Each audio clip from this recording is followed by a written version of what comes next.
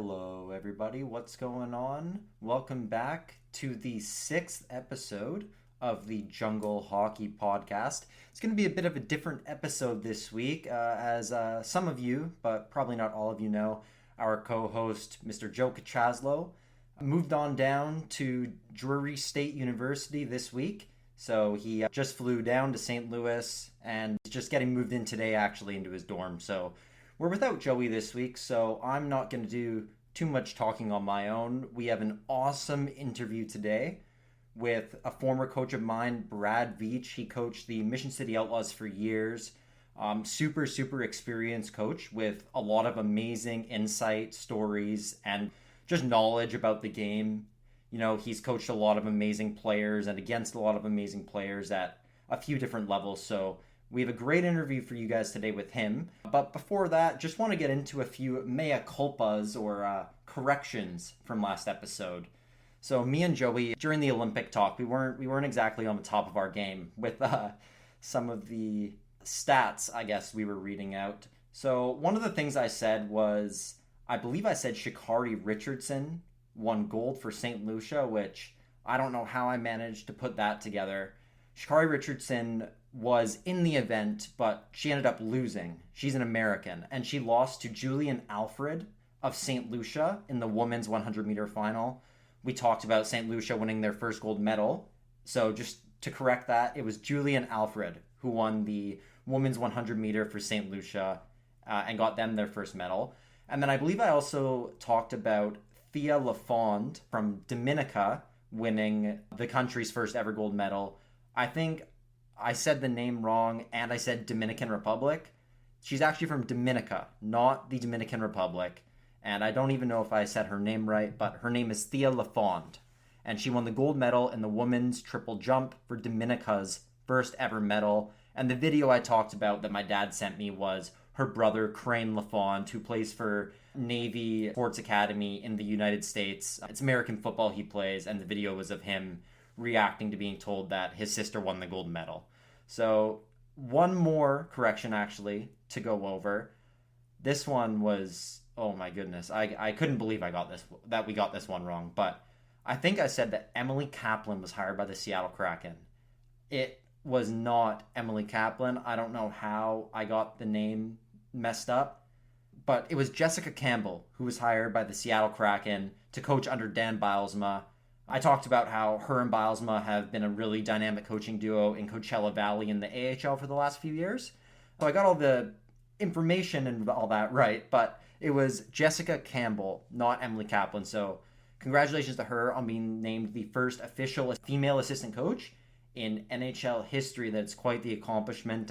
You know, really monumental for the game. You know, women's hockey's grown a ton. We see the PWHL doing really well. Women's sports in general, when you look at the WNBA, I think women's Olympics has gotten way more coverage than it typically has in the past as well. So all great things there. Besides that, I don't have too much more to talk about. So I think we'll send it on over to this interview right now with Brad Veitch. So stay tuned for that. All right, Owen, what are your self-care non-negotiables? You know I never skip leg day. Also, I never skip therapy day. When your schedule is packed with kids, activities, big work projects, and more, it's easy to let your priorities slip. Even when we know what makes us happy, it might be hard to make time for it. But when you feel like you have no time for yourself, non-negotiables like therapy are more important than ever. You know, me personally, I've had some therapy. I've used a couple therapists before, and it's really helped my mental health. Sorry. You know, sports therapy is really important, and your mental health can help in sports a lot. If you're thinking of starting therapy, you know, you can give BetterHelp a try. It's entirely online, designed to be convenient, flexible, and suited to your schedule. Just fill up a brief questionnaire to get matched with a licensed therapist and switch therapists at any time for no additional charge. Never skip therapy day with BetterHelp. Visit betterhelp.com/THPN today to get 10% off your first month. That's BetterHelp, HELP.com/THPN. This podcast is sponsored by BetterHelp. Okay, I am super excited to bring on our next guest. He coached me for basically 80-90% of my hockey career. And Joe, I think you're pretty similar there. He coached you for a long time as well, Yeah, growing up all the way into junior. He was the head coach of the Mission City Outlaws for a very long time. iconic. Oh yeah, absolutely. Yeah, staple in Mission. And now he's moved on and working with Comox. We are very excited to welcome to the Jungle Hockey Podcast, Mr. Brad Veitch. How are you, boys? Great. How are you doing? Really good. Enjoying the summer. Good. Yeah, you getting out a lot or what? I've been doing some golfing. Other than that, just yard work, no trips or anything. It's so nice here in the summer that it just doesn't make sense to go anywhere, That's true. right? So, yeah, I've been golfing a couple times a week. So, Are you good? What's your handicap? Are you good? Yeah. How's your game? I was at. I mean, you're talking to an old man now, right? So, at one point, I was good. The hockey really took me away from the golf game for probably about 10, 12 years, right? So I've just started going again. I'm breaking 90 still. There you go. Atta That's boy. pretty good. But, I can't hit the ball like I once could. Oh, okay. Flexibility's not there and stuff. I actually jarred one from 190 the other day. Oh, Wow, no way. big one. Longest one. It was playing. We're out at Royalwood, and on 17, I just duffed my drive. I don't know if you know Royalwood 17. It's only about 300 yards. I played it with my dad the other week. I drove the green. I shot it over the dog leg there. Yeah, so I scuffed my drive. Worst drive of the day. I hit it about 70 yards. Just worm burner. Then I went up and hit a 4-metal one hop right in the hole. Ew. So that was nice. That's the longest I've ever holed one out from. So yeah. I would lose my mind if I did that. The thing is, I couldn't even see it. Like I'm driving up there, didn't see it. Nobody in the group saw it because we were locked out. Yeah. And I'm looking up.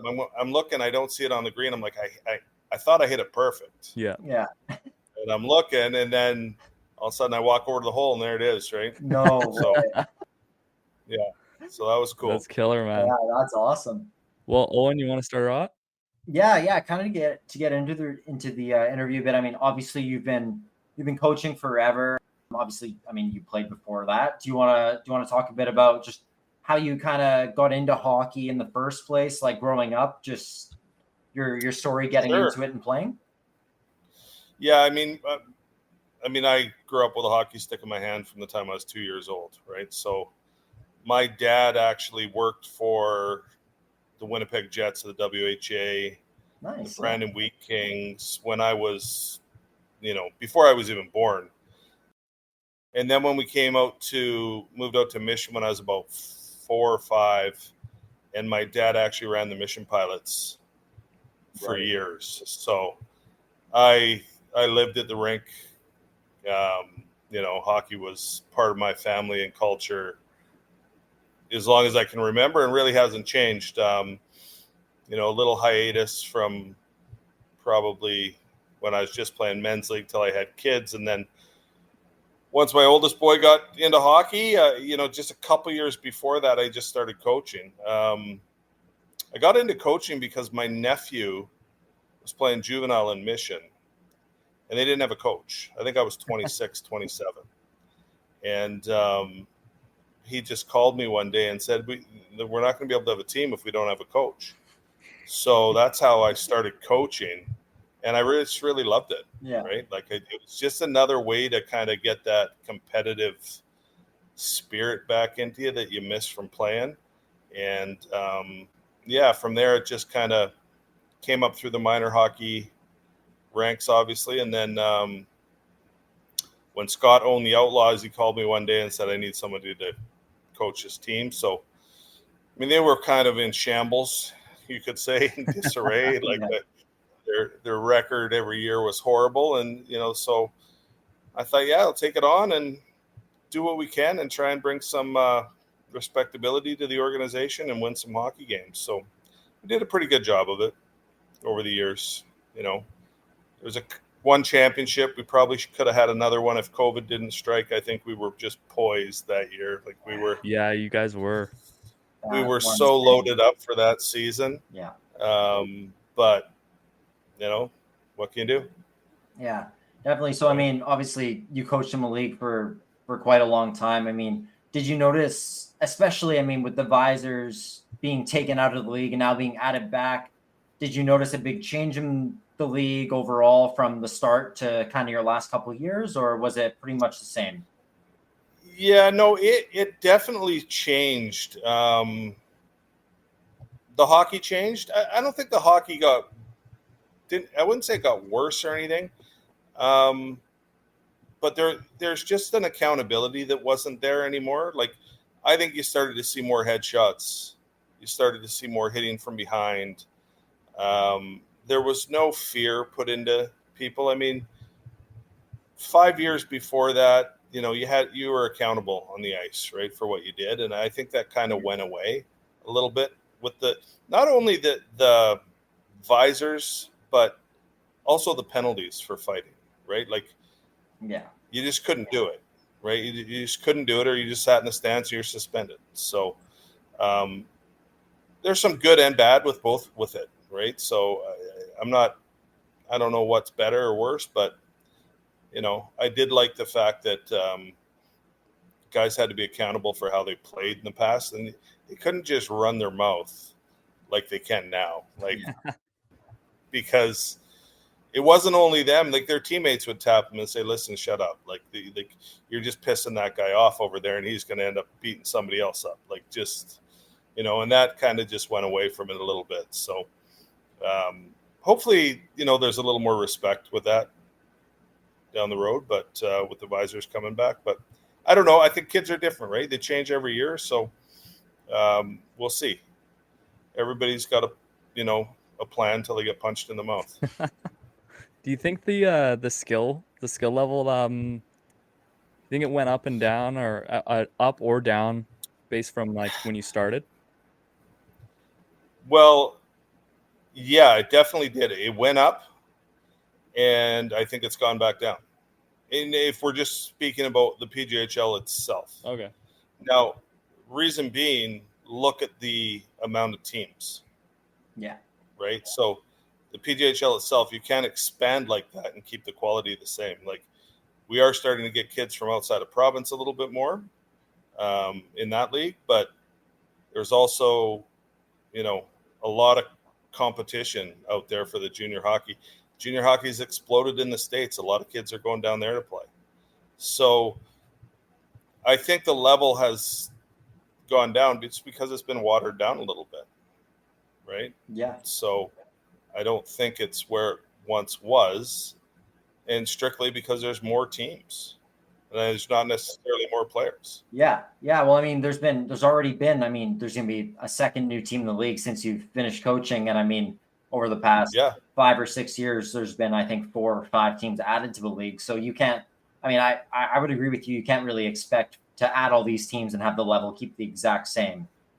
No, from when I started, you've got the Trappers, the Jets, Poco, White Rock, and now Sunshine Coast. Yeah. So in 10 years, 10, 12 years, you got 5 teams. Yeah. That's insane. Right? So that's crazy. A lot. Right? That's a lot. Yeah. Now, so I think it's probably watered down just a tad. It's not drastic. It's not a huge difference. I think the top end's still the top end, right? Yeah. It's the third and fourth lines on teams that are, and that's where you see the big difference in the league now too. Absolutely. Right? Like, I could have told you who was going to win the Western Conference in September last year. Yeah. Right. Just by looking at the rosters. 100%. And I would have bet my house on it. Yeah. So, and that was never the case. There was always really good teams, but there was always, a good chance they got upset too. Right. So good competition. Yeah. Do you find more joy in coaching? Because me and Owen obviously had you as coaches, right? In minor hockey, and then Owen obviously coached during junior. Do you find more fun coaching the little kids, or is it better to be coaching the junior No. guys? Oh, you know what? The age group I like coaching the best was bantam. Okay. Like bantam hockey. Like the younger than that, it's a little bit frustrating at times, right? Like Yeah. But bantam hockey, when the boys are really coming into their own, and everybody is just so focused, like on hockey, like they're at the rink early for practice. They're just geared for it. Like it's everything to them at that point, right? Junior hockey, some guys are like that and some guys aren't. Yeah. Right. So that carries over. I mean, the best thing for me as a coach, like I've had a couple players over the years that I've coached. The ones that I've liked coaching the best are the ones that show up to practice and you can tell are just thrilled to be there and just working their ass off in practice. Like they just want to get better and they just want to compete and play, and they just bring everybody else's level up. Right. Yeah. Yeah. So, but I did enjoy bantam hockey. Plus, I won 2 provincial championships coaching bantam hockey. My other iteration of bantam hockey before that, when my older boy was playing, I mean, we were playing against Matt Barzell and Jansen Harkins and all the top guys. So Yeah. They didn't win a provincial championship, but that was awesome too. Like just playing at that level. Yeah. Well, maybe. I'd actually want to kind of ask a bit about that. I mean, coaching Jeff growing up, obviously he got drafted to the Western Hockey League, and he played. I mean, Mission itself back then was a very, very strong team. You played against all the top teams. So what was it like getting to play against guys you mentioned like Barzell and Harkins on quite often? Yeah, it was awesome. I mean, it was, just an experience, right? You can look at the guys and say, yeah, I played against those guys. It's kind of hard to, when you look at Matt now and what he's doing. I mean, it's no surprise to me what he's doing because I saw him from the time he was 6 years old. And not only was he awesome, the kid worked his ass off. Yeah. Like, right. Nobody worked harder than him to get where he's been. And so you saw it coming. But yeah, no, it was great to play against all the best players and to coach against them. Like we were up against it every night, but it was a lot of fun. Yeah, I think that's probably how Joe and I feel about guys like Stankoven, who you just know since they were 5 years old that they're going to make the NHL. Even with a guy like him being a 2nd-round pick, he obviously is doing amazing. So that's pretty cool. And then, I mean, for Jeff, what was his whole experience like getting drafted, going on to junior and then college? I mean, he had a long hockey career. So how did he kind of go through all those phases? Yeah, I mean, he was it was good. A lot of ups and downs, right? I mean, the grind of hockey, like you're going when you're drafted, you think you're going to play in the WHL, or if you are, you aren't.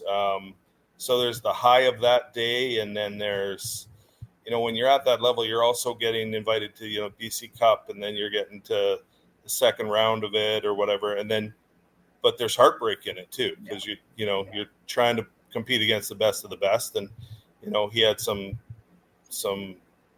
down times, right, that he had to deal with. But all in all, it's just character building, right? So my whole thing with him is, and I always told him this, is I want you to play as long as you can play, as long as you want to play, and at the highest level you can play. And whatever that is, whether that's strictly playing in the pitch and that's it, that's fine. But just as long as you're enjoying it and play as long as you can, right? So, I quit when I was 18 and I regretted it from forever. So I hate seeing kids quit early. And I haven't met too many that don't look back and wish they didn't play junior till they were 20 or keep going, right? So Jeff was playing at, he was playing junior big games when he was 15. His first game that I threw him into when I was coaching Mission, he was an AP goalie when he was 15. And we were playing the Richmond Sockeyes, who won the Western Canada Championships. That was his first start. And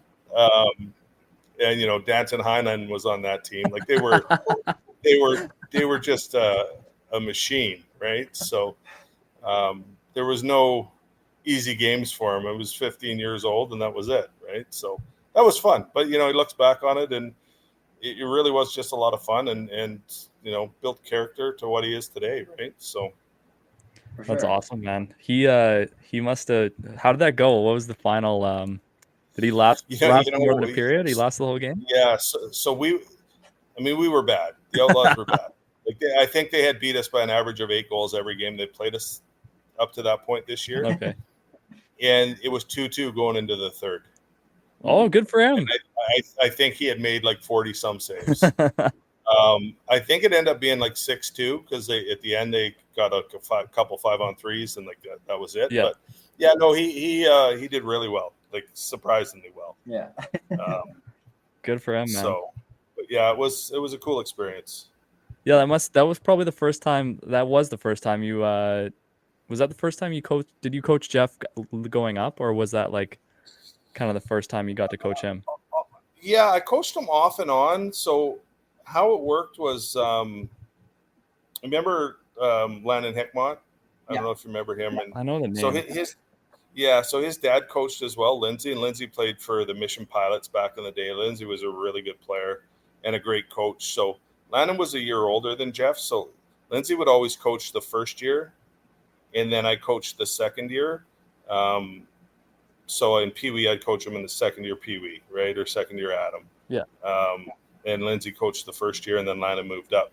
And then in Bantam, I didn't actually coach him. Well, I was assistant coach. Okay. I wasn't the head coach. Okay. His second year Bantam, we brought in a coach to coach him in Bantam. But okay, I had coached all those kids for so long that just being an assistant on it was like, it's kind of like I was coaching still anyways. Yeah. So I guess you've kind of experienced both sides of the way that hockey's kind of turned into with like the academies and the was Major Midget a thing? Major Midget was still a thing back then. Yeah, Major Midget was. So was that I guess the academies weren't. That was like the spot to go, or was that like almost unattainable? No, it was very attainable. So it depends. So a lot of kids went there at 15. So after the Bantam draft, they would go to Major Midget, but they didn't stay. Like they weren't staying for 3 years. Very few third-year kids played Major Midget originally. Okay. They were into junior hockey by then. Like, so you weren't seeing third years stay in Major Midget. And there was no, in that, my first go around, there was no academies. Right. That started after. And the academies kind of started because a lot of the first year midget kids, even if they were drafted, weren't making Major Midget. Really? So, yeah. And so they kind of had a niche where they started their E15 or whatever. I can't remember what it was called, but that's kind of how they started. I mean, Yale, and that's the big academies. I mean, OHA and Pursuit they were going for long before the CSHL took over, right? So when we were in Bantam, with Jeff was in Bantam, we were playing OHA and Pursuit in tournaments. Like they were just in the regular tournaments against Burnaby Winter Club and North Shore and everybody else, right? They weren't allowed in the provincials and stuff like that, but they were playing in all the tournaments. Right. Okay. It's a little different. Yeah. But yeah, now it's just kind of, I think it's crazy. I think it's absolutely crazy how it's exploded with the academies. It's too much money. I mean, people are putting their kids in academies in Pee Wee and Bantam, and 5 years there, they're $100,000 into hockey before they're out of minor hockey. Yeah, it's insane. I mean, it's just crazy. Yeah. And then they come and I can't tell you how many kids I've talked to that have played 5 years in an academy, and then they come to play junior in the pitch or wherever, and they're like, well, my parents, it's still expensive to play in the pitch now, and parents don't want to pay anymore. They've already paid run out of money, $100,000. man. Yeah. So, and I just think it's kind of crazy. Like I said, Jeff's second year Bantam, like we were in Pacific Coast Amateur Hockey Association Tier 1. That's where all the kids were drafted out of. Yeah. Then the academies started, and now all those kids that were there just went to the academies. Yeah. Is it better for development? Probably. They're on the ice more.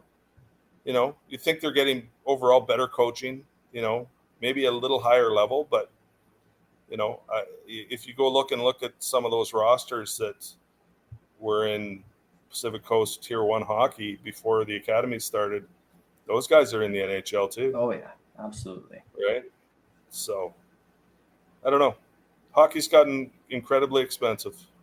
Yeah, it's unfortunate how expensive it's gotten, and there's not even just the academies, but there's so many different leagues now that I can't keep track of how there's a new one every year for kids to go to. It's like, yeah, it makes no sense to me, but no.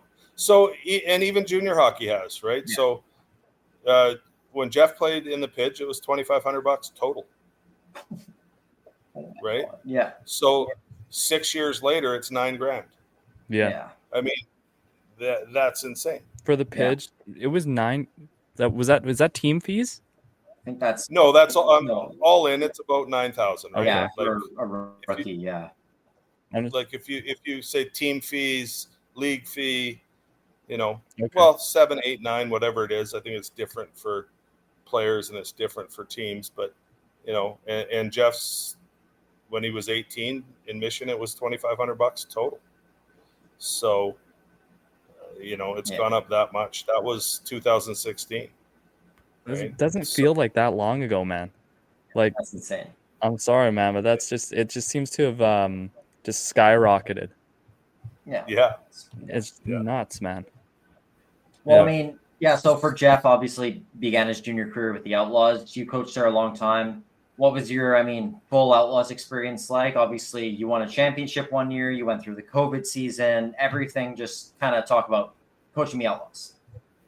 Yeah. So it was great. So the nice thing about it for me was my owner, like Scott Keeler, was fantastic to coach for. And how it worked for us is, Scott just let me do what I wanted to do, right? So he let me make decisions, we discussed everything, but he let me make decisions on the roster. He let me make trades. He let me do what we wanted to do. If we needed something, we'd go get it. Like, we wanted to win, right? So that was the plan. When we did win the championship, the great thing about that team was it wasn't a bunch of guys that we traded for or brought in. Like, we had almost those guys. We had those guys for 2 or 3 years. Yeah. Like, most of that team was, from a 10-34 team a couple years earlier that then went, 35-10. Yeah. Right. And won it. So that was the nice thing about it, is just to see them all kind of get better and better. Right. So, but what happened is when I went in there, I got rid of all the guys that were older, 19, 20, and I brought in a bunch of younger guys. Yeah. Right. And we just grew together. So that was the plan. And so that was great. And never forget, like, our championship, when we won it, we were playing in the old rink. Yeah. Right. So we won it in 5 games, but the city took the North Arena ice out. Come on. So right, they wouldn't keep it in for another week because of lacrosse or whatever. So we were a little worried. We had to go into the old rink and play. But when I look back on it, like, that place was absolutely packed. Like, they were standing all around down by the Zamboni gate, all back there, 3 deep. It was jam packed. Good thing the fire marshal didn't come. I don't know how many people we had in there, but it had to have 800 people crammed into that little rink. Yeah. That's No, insane. the atmosphere for that playoff run as a whole was unbelievable. But I can't imagine the South Rink like that. I still have vivid memories of coming to watch. I don't think I was there for the game at the South, but back in the North rink, the new rink, obviously it was pretty fucking cool. And just to be there on that, I mean, that's the rink I grew up on, right? So, I mean, that's where I started playing hockey. So just to win it there was awesome, right? So that was cool. And then, obviously the ups and downs, the losing seasons were great too. I mean, just the kids, right? Like the players that you meet along the way, those are the big things. Even the kids I coach in juvenile now, like that have like 3 kids, I see them and they're like, some of them are on their 3rd marriages. It's like, how long is this thing going on, right? It's just, it's really cool. That's the best part about the hockey world, right? Is, you see, like just going grocery shopping and bumping into somebody that you coached 20 years ago, right? To see how they're doing. So who's the best player you coached? The best player I coached? Not including James and Jeff. Yeah, no. My favorite player to coach, and he's not necessarily the best, he was very good, was Brock Padgett. Really? Yeah. Okay. So, and Brock was a Chilliwack minor hockey kid that showed up to prospect camp. Like, we didn't recruit him. He saw the thing on the website and sent in his application and came out, and he had broke his leg the year before. I think he played midget A2 in Chilliwack. Wow. And the first day of prospect camp, I said, I want this kid. So we made a spot for him. His first year, he didn't play much. Like, he was in and out of the lineup. He was 17 years old.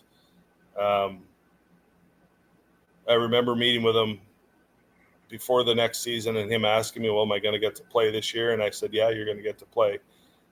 He was an all-star his next year at 18. And at 19, he was the best defenseman in our league and had close to 50 points. Wow. And then got a partial scholarship to University of Maine at 19. He didn't play his 20 year. Wow. But the reason I love that kid was, like I said about practice, he came to practice every day just ready to go. Yeah. And compete. And if we, my practices were the same in Phantom, midget, and junior. Yeah. Right. So you guys know the drills. Like, if we're doing one-on-ones with defensemen, and he would drive you. He'd put you into the wall. Like, and if you happen to beat him, he was probably going to slash you and hack you. Like, he was so competitive that it raised everybody up. Yeah. And it was just a joy to coach him. And I had a lot from that team, a lot of guys that I loved coaching. But he would be one for sure. I mean, pure skill-wise, I had a few guys that David McGowan was. I was going to say, I remember watching him play. He was such a complete player. And then Bryce Piziak, obviously. What a stud, yeah. Could score. Like, his last year with us, he'd go up and play with the Surrey Eagles and get 2 or 3 points a game. Right? So he was awesome. And then the other guy that I loved was Brody Dick. Oh, what a warrior. He was an absolute warrior. Yeah. Right? We had so many guys on that team in particular. I'm missing a few that were great too, but those guys were good. And then I have to say that you guys were both favorites of mine coming up in minor hockey as well. And obviously your second year Bantam, I was coaching the defense. Yeah. And one guy in particular made it really easy for me. Yeah. As I just put him out there every second shift. Made it easy on me too, man. I loved it. Guy that's at the University of North Dakota. Yeah, I was actually going to bring up and ask about him. I mean, obviously, we're talking about Abram Wiebe.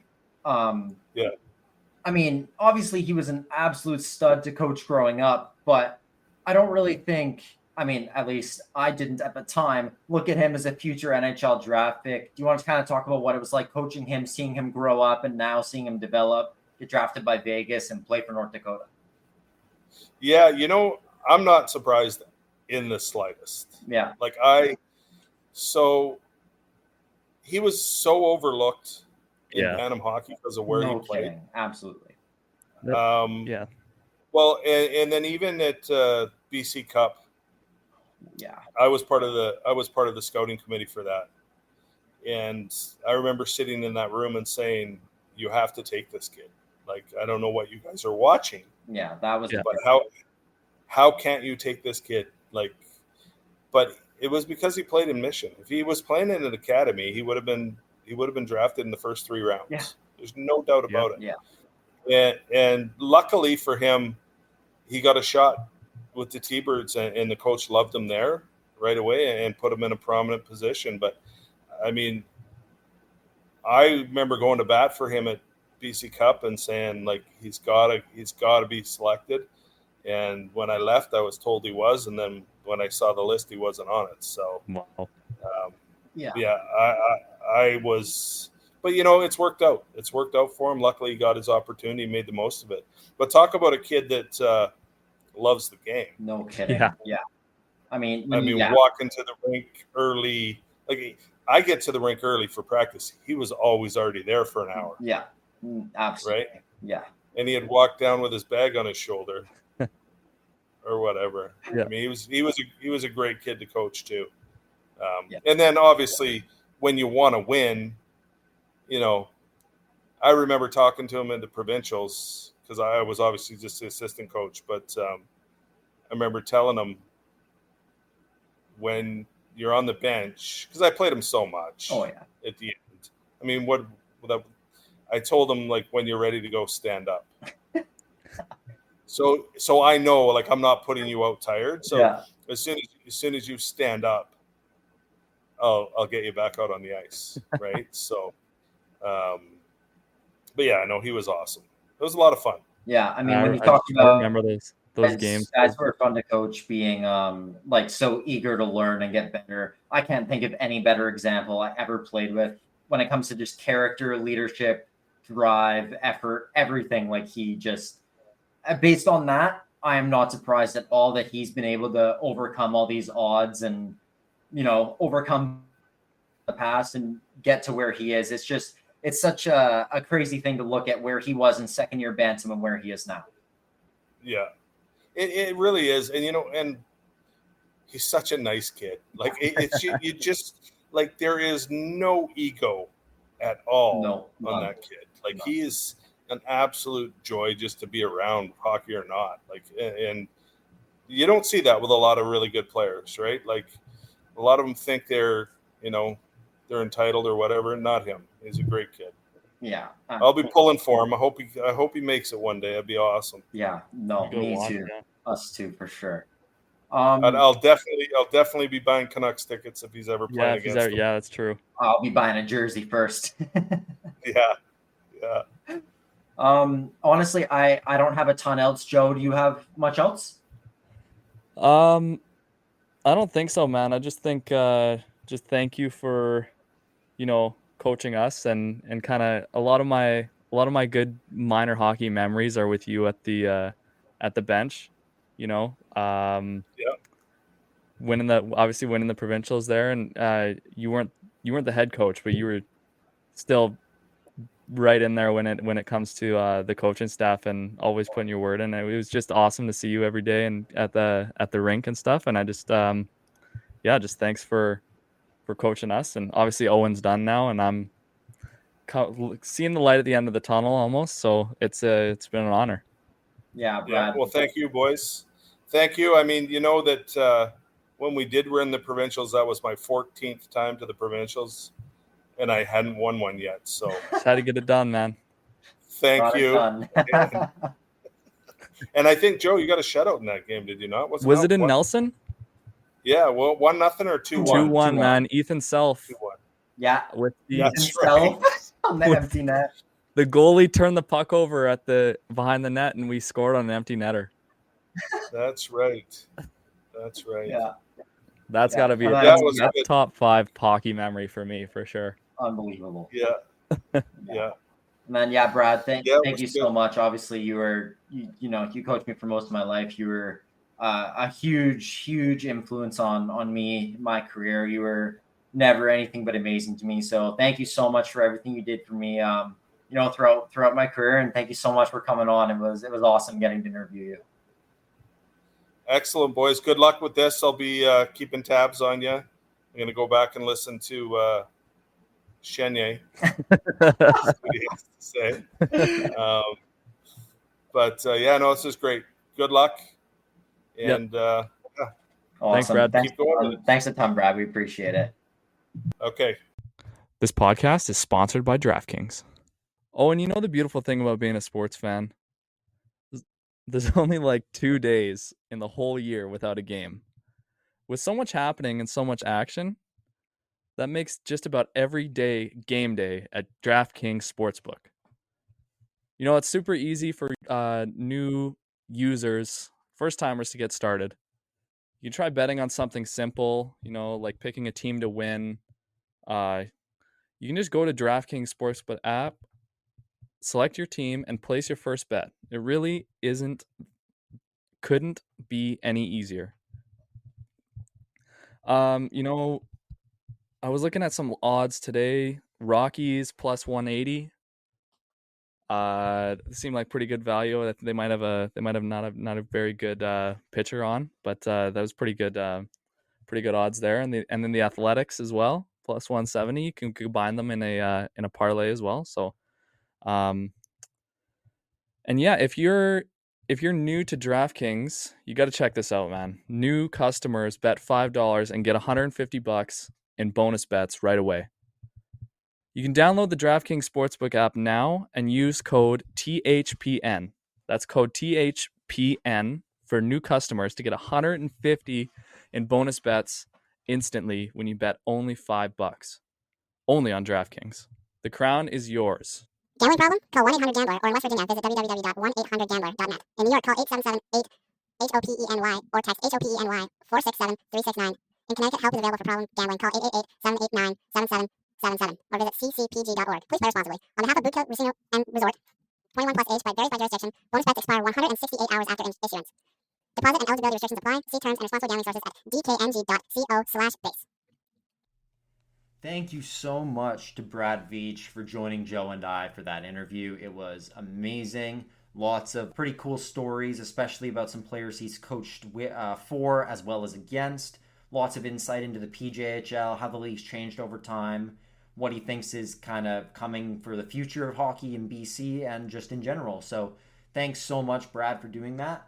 Beyond the interview, I don't have a whole lot more for you guys today. As I said earlier, Joe's gone. He's down there in Missouri, so I'm all alone here today. But Joe will be back next week.